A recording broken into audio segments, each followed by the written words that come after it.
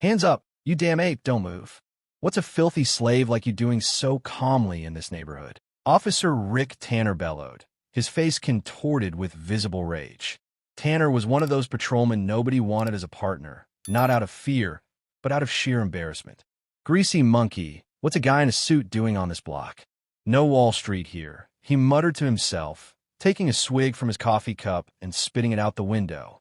The man he was watching stood calmly in front of a phone store, dark-skinned, yes, but impeccably dressed in a pressed blazer, expensive shoes, and holding a leather briefcase, speaking softly into his cell phone.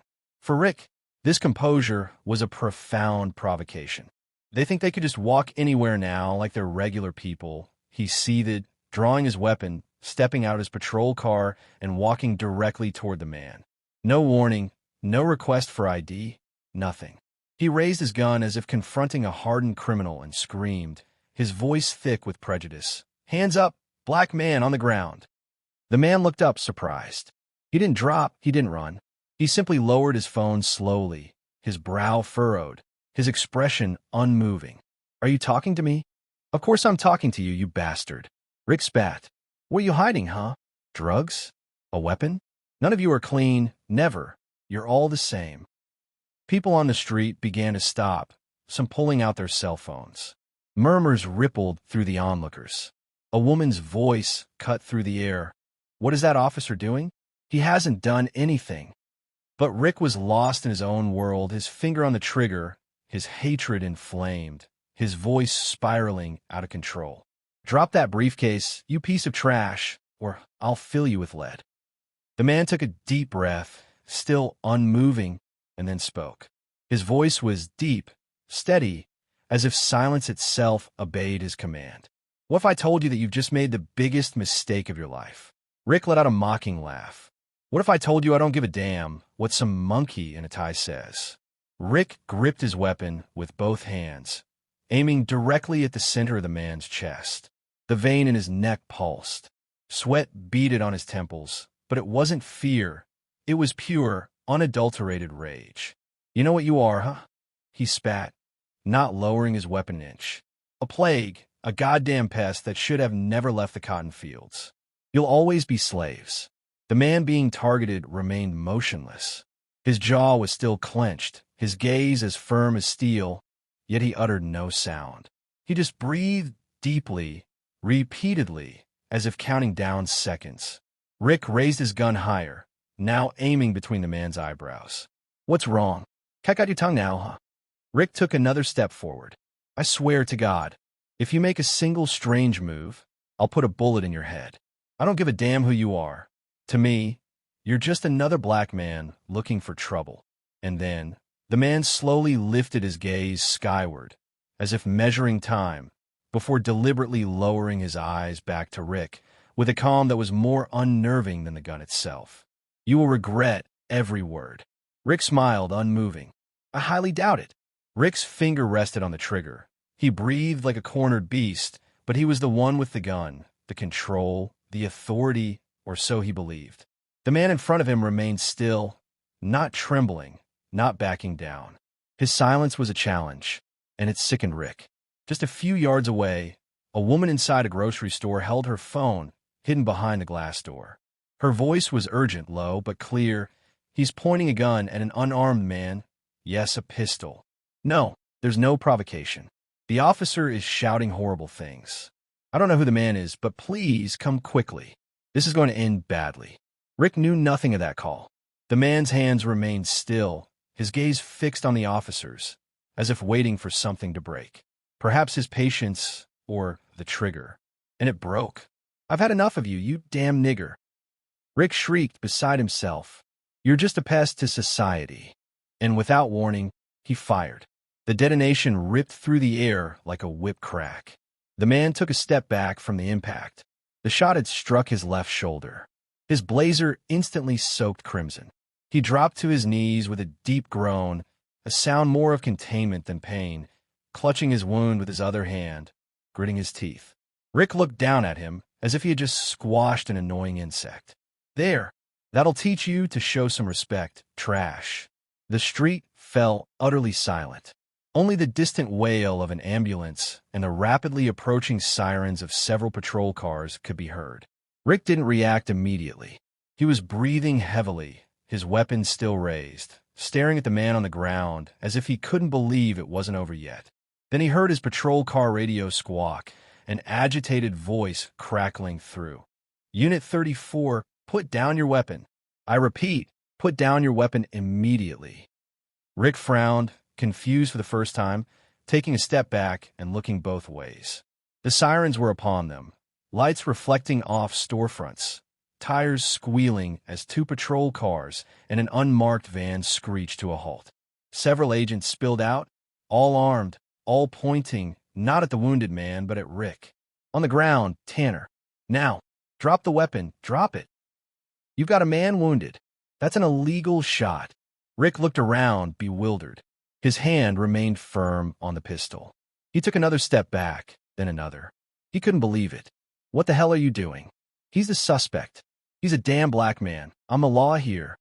On the ground, everyone shouted in unison. And on the pavement, the injured man slowly lifted his head and, for the first time, smiled.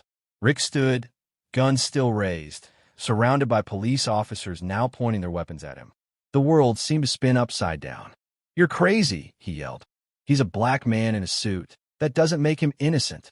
You don't know who I am." One of the agents, his bulletproof vest straining with adrenaline, approached slowly.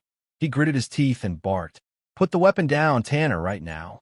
You're under arrest for excessive use of force and unjustified shooting against an unarmed civilian." He wasn't just any civilian. Rick shouted back, taking another step. "Those black guys are scum. They act educated, but they're all the same. He provoked me." On the ground, another agent bellowed. "Last warning." Rick trembled, not from fear, but from a raging fury, an ancient hatred he no longer knew when it had first taken root within him. On the ground, the man was bleeding. His left blazer was soaked. He tried to move, but struggled, pain etched on his face, yet his eyes remained fiercely alight. One of the agents, not aiming at Rick, ran to him, knelt, and began to check the wound. "We need to get him out of here now," he yelled to the others. "The shot grazed his lung. I need an ambulance in 2 minutes or less." But the man clutched the agent's arm tightly, panting. "No, wait, sir. You need to stay still." The man looked up, and though his voice was low, every word resonated with authority. "Call Chief Richardson. Tell him I'm the one who signed the federal order against Precinct 8. The man lay on the pavement, bleeding but calm. Officer Rick Tanner blinked in confusion. "What the hell did you just say?" Rick demanded. The man smiled faintly. "You pointed a gun at me, insulted me, shot me, without even knowing who I was. Now you'll pay for every second." Rick took a shaky step back. "No, you're lying. You can't be part of the government. You're just a black guy in a suit." The other agents surrounding them didn't hesitate. They disarmed Rick and threw him to the ground. One murmured into his radio, "Confirmed. It's him." The wounded man was treated with sudden reverence. "Sir, the ambulance is on the way. Stay calm." "That's for me to say," the man replied through gritted teeth. At T. Kings County Hospital, doctors worked frantically. The bullet had narrowly missed his lung. A nurse froze. "Doctor, this man works for the Department of Justice." "Then he better not die," the doctor replied grimly. Meanwhile, a colonel received a classified document from Washington. Name: Alan Harris. Principal Auditor, Department of Justice. Tasked with investigating abusive and racist police departments. Rick Tanner, the officer who had just shot him, had unknowingly become the perfect face of the corruption Harris came to expose. At 2:13 a.m., Rick sat in a cold cell, handcuffed and pale, stripped of his uniform and authority. An agent placed a folder on the table, complaints, transcripts, slurs, and abuses, all tied to him. "They're going to destroy me," Rick whispered. "No," the agent replied. "You destroyed yourself." At 8:02 a.m., Alan Harris stood by his hospital window, arm bandaged. A message popped up on his phone. "The press knows nothing. We're ready to leak." He typed back, "Not yet. I want to be on my feet when it breaks." A young officer entered. "Sir, will you continue the audit?" I didn't come here to watch, Harris said. I came to clean house. One last question. How did you know Tanner was like that? I didn't, Harris replied. But I didn't need to provoke him. My existence was enough. Next day, 11 a.m., press conference, DOJ headquarters. Alan Harris walked to the podium. Cameras flashed. Yesterday, I was shot by a police officer while performing my duties. He didn't know my name, my title, or why I was there. But he knew I was black, and that was enough. He paused. As of today, a federal investigation into Precinct 8 is formally underway. All officers will be audited. All cases reviewed. Racism and abuse of power will be prosecuted as federal crimes. The room erupted in flashes and murmurs. I didn't come here to make speeches, Harris concluded. I came to tear out the rot. And this is just the beginning. Weeks later, Rick Tanner sat silently in his prison cell. A letter arrived, bearing the seal of the Department of Justice. One sentence was highlighted. You were not the victim of a mistake. You were the example. He didn't scream. He didn't speak, that he simply trembled.